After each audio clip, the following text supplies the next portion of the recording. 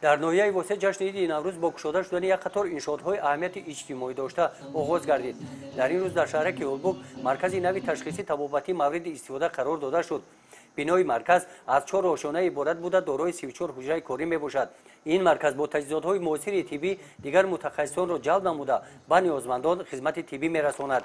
انشاءات مذکور از جانب صاحبکاران محلی ساخته شده است با مقصد سالمی ساکنان و پیشگیری بیماری‌های سرایتی با دستور مقامات اجرایی حکومت دولتی ناحیه وسیع و پیشنهاد جماعت شهرک اولبوک با جلب صاحبکاران محلی عائله کریموف بخشیده به جشن عید نوروز مرکز خدمت رسانی بیتاری و قصابخانه مورد استفاده قرار داده شد. در این مرکز برای 8 نفر جایهای کاری خالی مهیا کرده شدند. همچنین در این روز فرخنده برای جلب نورسان و جوانان با ورزش ترغیب طرز حیات سالم با جلب صاحبکاران در باغ استراحتی و فرهنگی ناحیه میدان خرد بازی فوتبال مورد استفاده قرار داده شد. بخشیده به جشن نوروز چهاربینی‌های فرهنگی در ورزشگاه مرکزی ناحیه دایر گردیدند. در نمایش هنرهای مردمی محصول مهنت دستی هنرمندان محلی از جماعت شهرک اولبوک و جماعت‌های دهات به معرض تماشا گذاشته شدند. در این نمایش عبارت از تمام‌های ملی 7 سین و 7 شین خوان نوروزی آماده نمودند. یادآور باید گردید که این زنان ناحیه وسیع اشتراکچیان فعال نمایش‌های هنرهای مردمی غالبان آزمون‌های ولایتی و جمهوریوی میباشند. از این نمایش معین گردید که در جماعت دهات به نام خدای رجبوف هنر زینتراشی و ساختن افزارها برای اسب رشد کرده است. با چنین واسطه مهنت که آن را کمان قمچین بافی مینامند این طرح قمچین‌ها بافته میشوند. این هنرهای اجدادی از نسل به نسل گذشته در زمان صاحب استقلالی کشور از نو احیا گردیدند. دختران دوتورنواز دهه کفترخانه بخشیده به نوروز سرود تازه ایجاد را خواندند.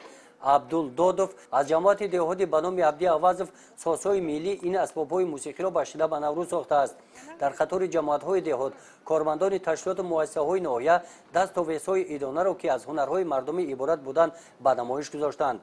در قسمت رسمی چهاربینی رئیس ناحیه وسیع بخشیده به جشن فرخنده نوروز همه ساکنان ناحیه را تبریک نموده ذکر نمودند که با شرافت صاحب استقلالی تاجیکستان نوروز جشن عمومی ملی گردیده است.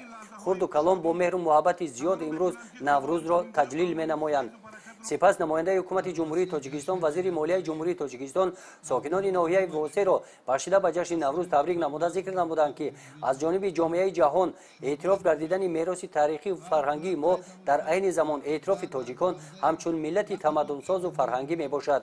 در این چهاربینی با مقصد دستگیری گروه‌های آسیب‌پذیر اهالی از نام مقامات اجرایی حکومت دولتی ناحیه وسیع به 30 نفر کودکان یتیمان کل تحفه و مکافات‌های پولی تقدیم کرده شدند. در قسمت فرهنگی چهاربینی بخشیده به جشن نوروز کارمندان اداره فرهنگ ناحیه و سرانندگان معروف تاجیکستان با برنامه ادانه که از سرود و ترانه‌های نوروزی عبارت بودند خاطر ده‌ها هزار نفر اشتراکچیان جشنواره نوروزی را شاد گردانیدند.